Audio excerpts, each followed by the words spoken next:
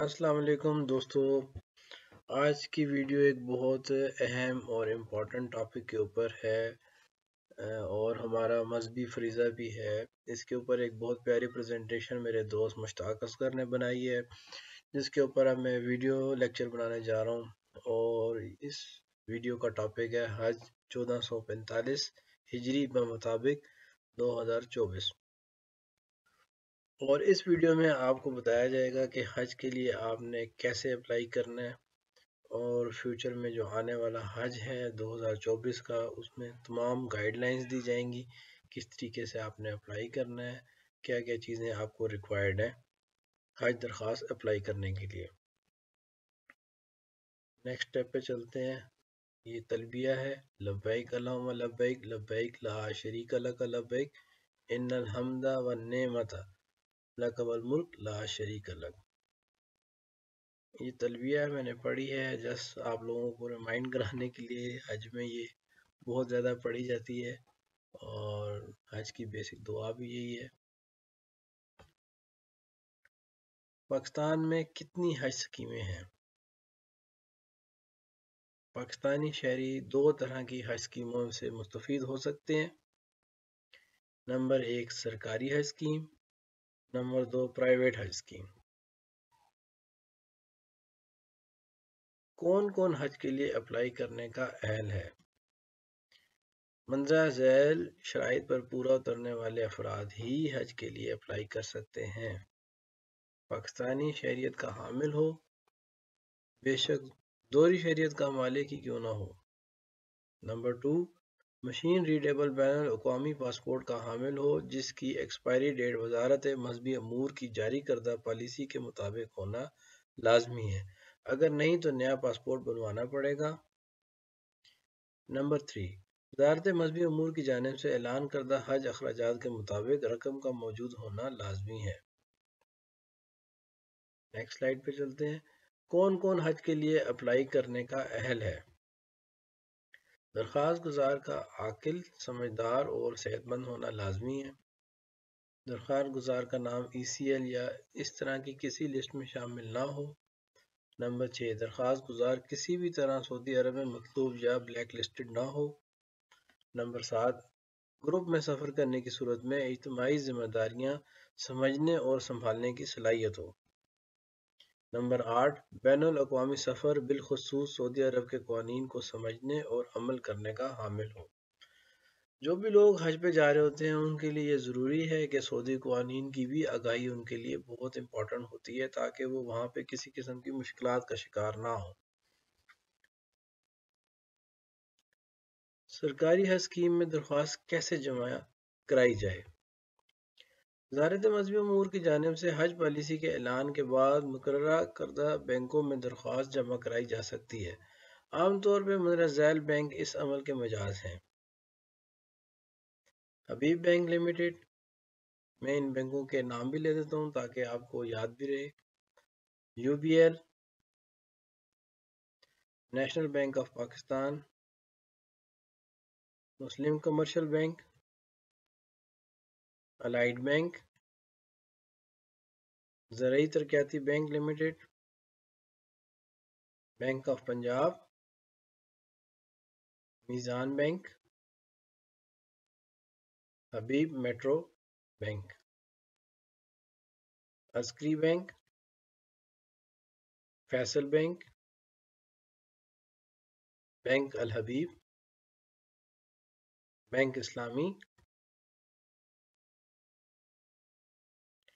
hajinfo.org پر بھی on line registration کی سہولت موجود ہے۔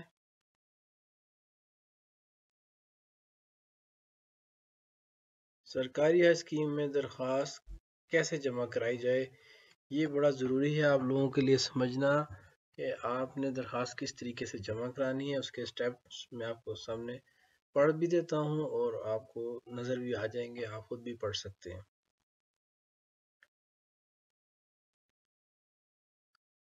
بینک جانے سے پہلے مندرجہ ذیل چیزوں کی دستیابی کو یقینی بنائیں اور ساتھ بینک میں لے جائیں۔ 4 عدد پاسپورٹ سائز تصاویر جن میں چہرہ نمایاں طور پر واضح ہو اور تصویر پر کسی بھی طرح کی سٹیمپ، سگنیچر اور باقی خرافات موجود نہ ہوں۔ بہتر ہے کہ بلو بیک گراؤنڈ یا وائٹ بیک گراؤنڈ والی تصاویر استعمال کریں۔ سن گلاسز، چہرے پر نقاب والی تصاویر، برقع پوش تصاویر اور دھندلی تصاویر سے اجتناب کریں ورنہ آپ کا ویزا نہیں لگ سکے گا۔ وزارت مذہبی امور کی جانب سے اعلان کردہ حج اخراجات کے مطابق رقم کا موجود ہونا لازمی ہے۔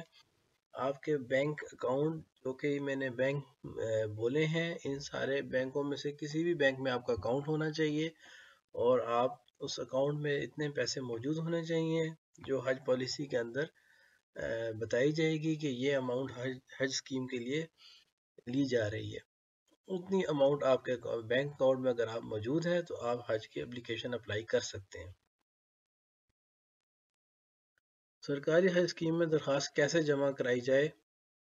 مشین ریڈیبل بین الاقوامی پاسپورٹ کا حامل ہو جس کی ایکسپائری ڈیٹ وزارت مذہبی امور کی جاری کردہ پالیسی کے مطابق ہونا لازمی ہے۔ اگر نہیں تو نیا پاسپورٹ بنوانا پڑے گا۔ بین الاقوامی طور پر قابل قبول ویکسین کارڈ جیسا کہ کووڈ-19 وغیرہ ضرور ساتھ لے جائیں۔ باقی ماندہ مراحل حج پالیسی اور بینک انتظامیہ کی ہدایت کے مطابق ہی طے کیے جائیں گے۔ جس بینک سے اپلائی کر رہے ہیں وہاں پر یا کسی اور بینک میں آپ کا بینک اکاؤنٹ ہونا لازمی ہے، جیسے کہ میں نے پہلے بھی بتایا آپ کو۔ آخر میں اپنے گروپ کے باقی ممبران کی تصدیق اپنے گروپ میں ضرور کریں ورنہ بعد میں اکٹھا ہونے میں بہت زیادہ مشکلات پیش آتی ہیں۔